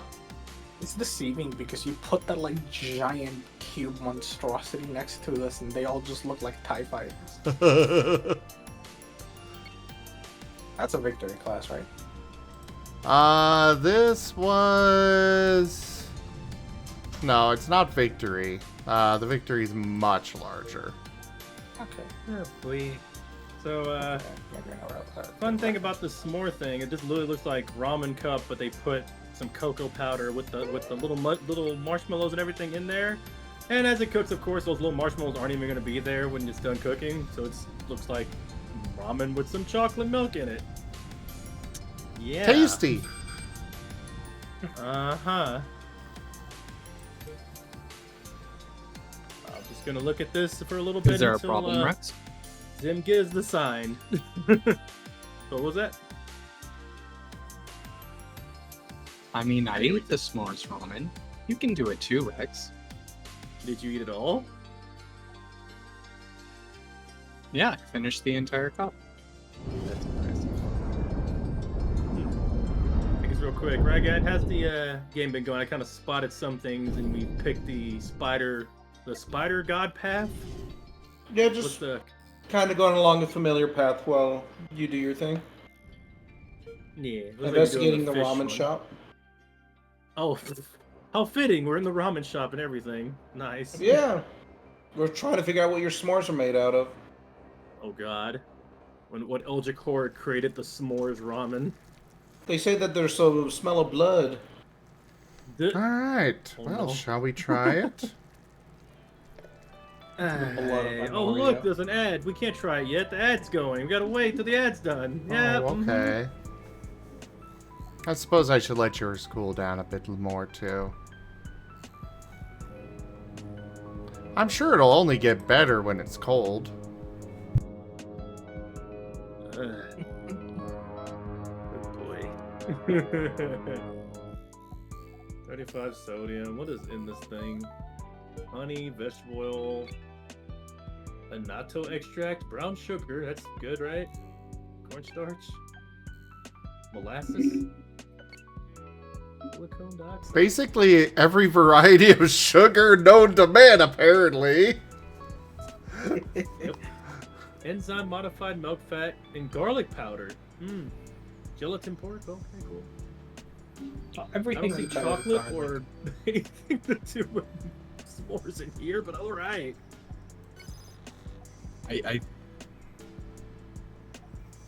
I think I remember how I described it when I ate it last. That is creepy looking. Holy crap.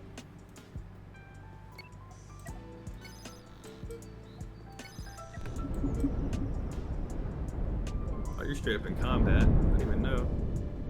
Oh, yeah. I've been Oh, killing yeah, lots good of for you. things. Is it really combat if they don't stand a chance? I was meaning on Ragon's end, but let me go look at yours Oh.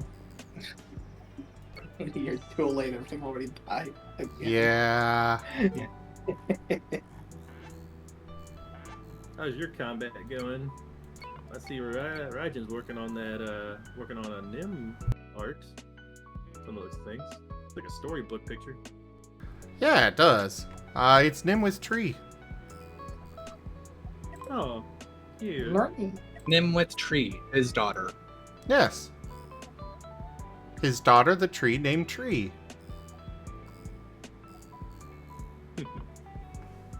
Nim tree or trim. Jeez. Oh man, Ragon, you got like freaking goat eyes over there. Little Pretty X's. much.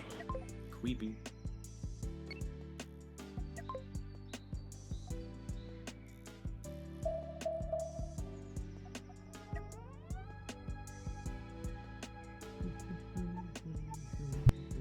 I may need to do some some specialized crew orders with this ship.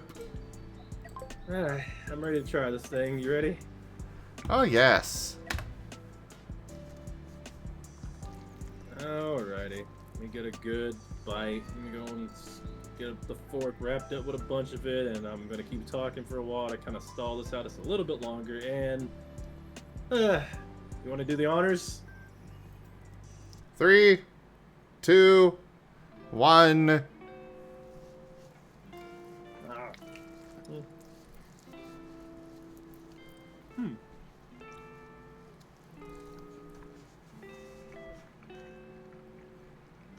Okay, so first impression, it didn't instantly make me gag. That's because I usually like sweet stuff. I eat pineapple pizza, for God's sakes. What does this remind me of, though? Yeah, the initial flavor isn't bad.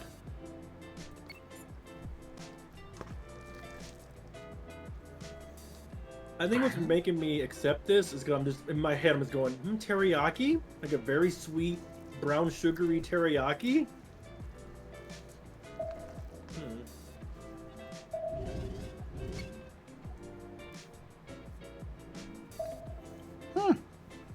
I am getting like that chocolatey s'more vibe though, but it has like a.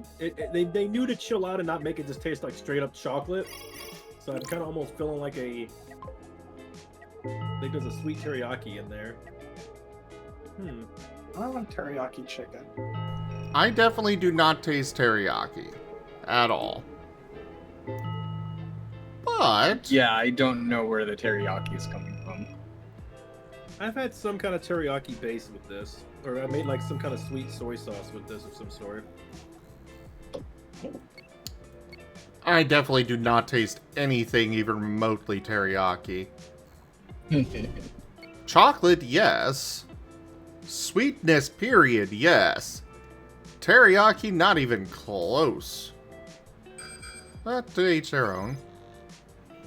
And Shadow Wolf, new. I haven't built any new ships, so I did vastly revamp and upgrade one of my other ships.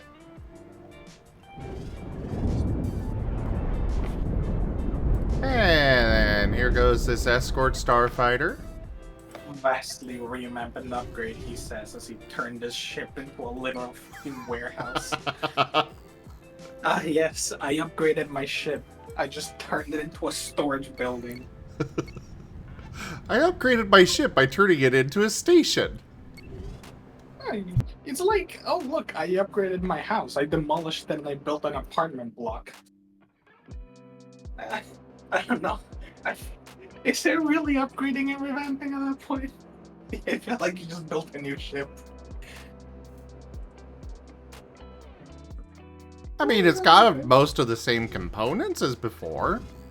Yeah, in the same way, like, if you take a little corner convenience store and demolish it and build a Target or a Walmart, you know, it's technically the same thing, right?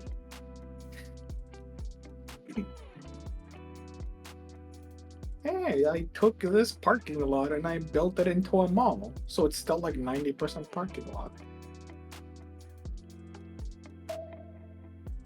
God, I hate malls. Hate malls with big parking Shadow lots. Wolf. Just so you know, soy sauce is primarily an umami profile. It just happens to be a very salty umami.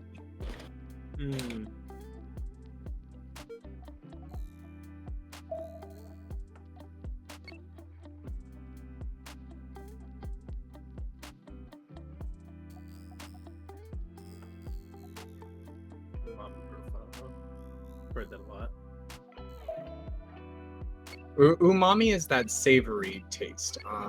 You mostly get it from stuff like soy sauce, Worcestershire sauce, anchovies are umami, onions create that umami profile.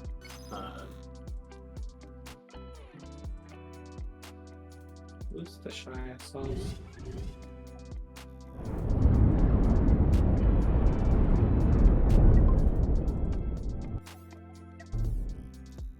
Now, the only reason I know how to say Worcestershire is because, like, once I applied to Worcestershire Polytechnical Institute, I think was the name of the thing, something like that, and I got accepted, and I'll give them props.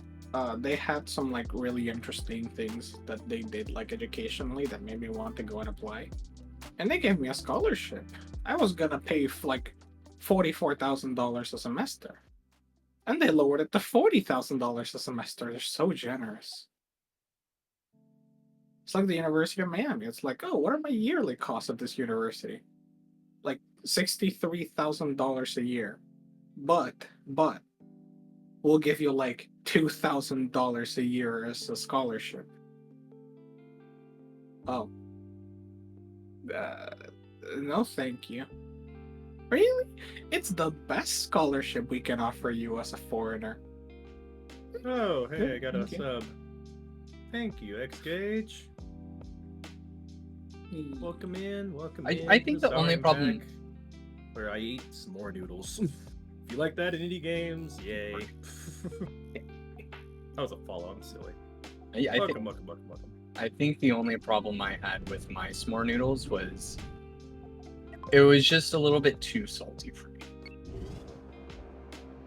I'd say the more I'm eating it, the more I'm like kind of done with the whole vibe of it.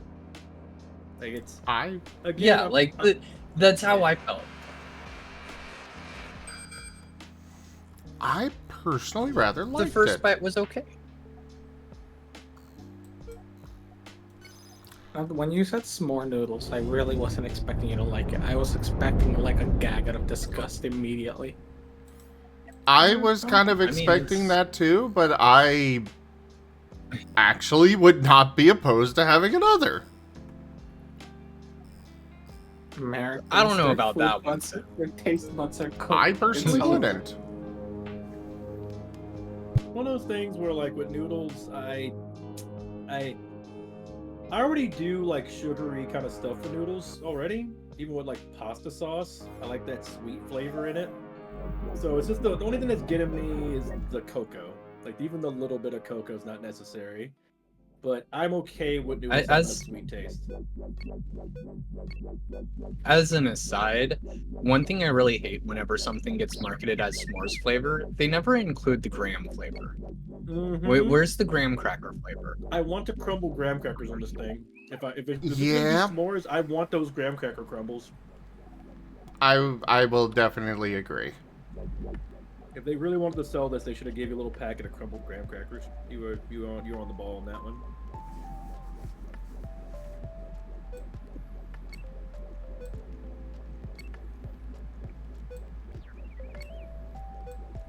Definitely better than the pumpkin spice noodles from a few years ago, that's for sure. I am glad I did not try that.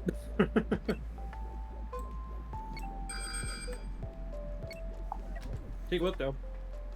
I am going to miss the breakfast one when it's gone.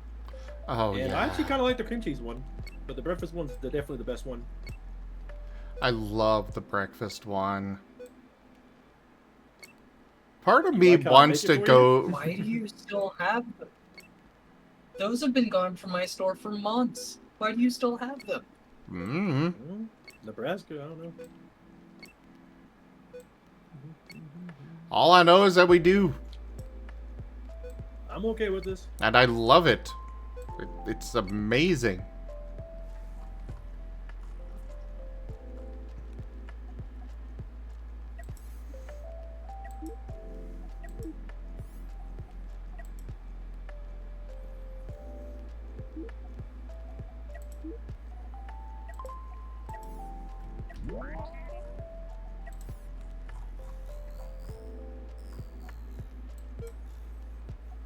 Ah, Squadron.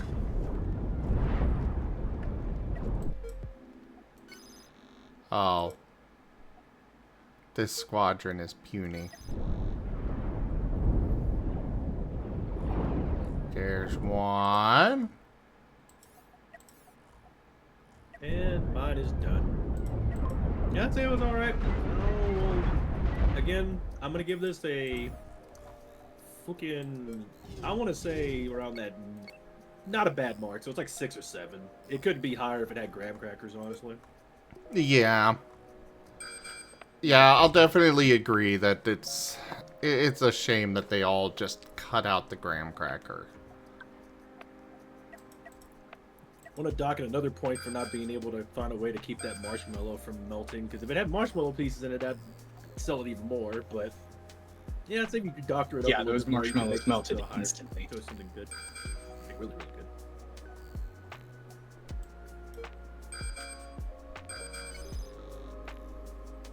Not bad, not bad.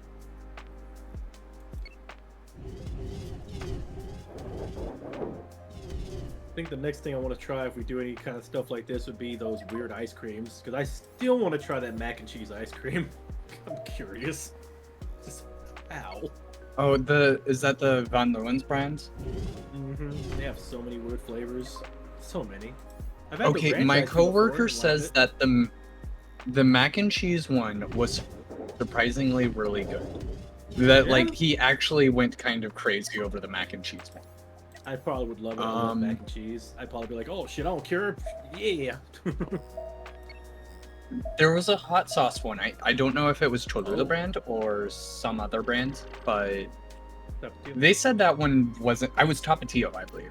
Yeah, most likely. Yeah, it was that. But they said that one wasn't as good. I think you need to combine that with, well, for me, mango, and then some spice. But by itself, there's something about mango and spice that works. It might be just like a Mexican thing because I've made a lot of those kind of things around the area. But I mean, yeah, but also I kind of can't stand the flavor of mango. that's It's just fine. too overpowering to me. I'm not fond of mango myself either. I'll have it, but it's not my Okay. favorite.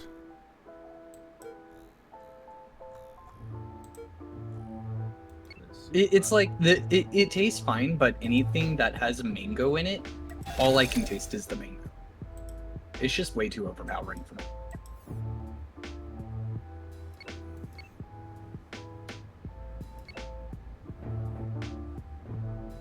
Oh, that is a lovely image in there.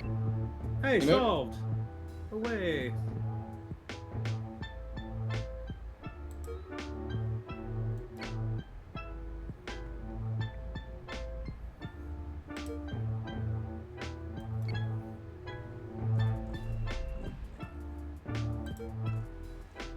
NDA, not bad. Really. Man.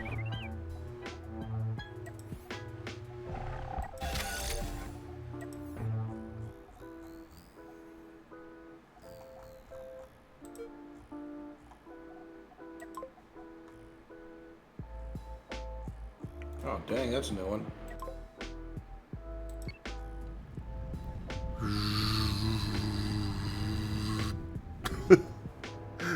Just watching this thing turn. Yeah, Burden and Son gets it. Mango sauce is pretty bomb. Gotta find that balance.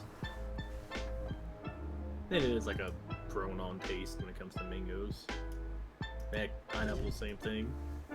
Some people can't stand pineapples, but it goes so good when you mix it right with a lot of things.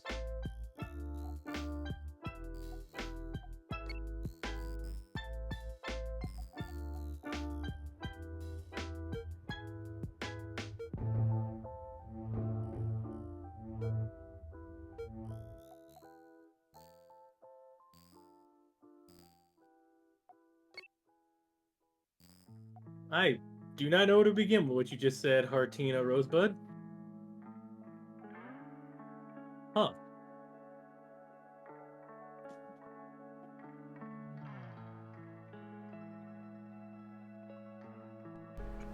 All right. Well, I think this is where I'm gonna call my stream for this evening. Meh.